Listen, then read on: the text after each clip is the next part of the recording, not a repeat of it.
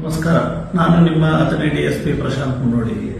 ಇತ್ತೀಚಿನ ದಿನಗಳಲ್ಲಿ digital arrest ಎಂಬ ಹೊಸ ಪದ ಬಳಕೆಯಾಗುತ್ತಿದೆ. ಇದರಲ್ಲಿ ಪೊಲೀಸ್ ಇಲಾಖೆ ಅಥವಾ ಸಿಬಿಐ ಅಥವಾ ಕಸ್ಟಮ್ಸ್ನಿಂದ ನಾವು ಕರೆ ಮಾಡುತ್ತಿದ್ದೇವೆ.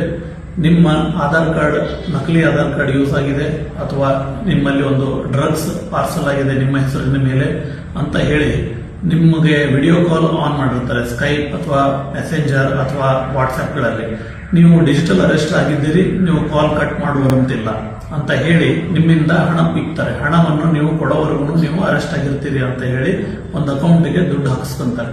ಅದಕ್ಕೆ ನೀವು ದಯವಿಟ್ಟು ಇಂಥಕ್ಕೆ ಬಲಿ ಆಗದಿರಿ. ನಮ್ಮ ಇಲಾಖೆಯಿಂದಾಗಲಿ ಸೆಂಟ್ರಲ್ ಏಜೆನ್ಸೀಸ್ಗಳಿಂದಾಗಲಿ ನಿಮಗೆ ವಾಟ್ಸ್ಆಪ್ ಮೂಲಕ, ಮೆಸೆಂಜರ್ ಮೂಲಕ, ವಿಡಿಯೋ ಕಾಲ್ ಮೂಲಕ ನಿಮ್ಮನ್ನ ಅರೆಸ್ಟ್ ಮಾಡುವಂತಹ ಯಾವುದೂ ಪ್ರಕ್ರಿಯೆಯೇ ಇಲ್ಲ.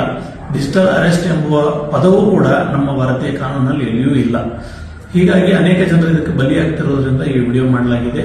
ನೀವು ಇನ್ನು ಮುಂದೆ ಇಂಥವೇನಾದರೂ ಪ್ರಕರಣಗಳು ನಿಮ್ಮ ಜೊತೆಗೆ ಸಂಭವಿಸಿದರೆ ದೂರವಾಣಿಯ ಮೂಲಕ 1930 1930 ನೀವು ಡಯಲ್ ಮಾಡಿ ನಿಮ್ಮ ಪ್ರಕರಣವನ್ನು ದಾಖಲಿಸಬಹುದಾಗಿರುತ್ತದೆ. ನೀವು ಸುರಕ್ಷಿತವಾಗಿರ್ರಿ, ಜಾಗೃತರಾಗಿರ್ರಿ.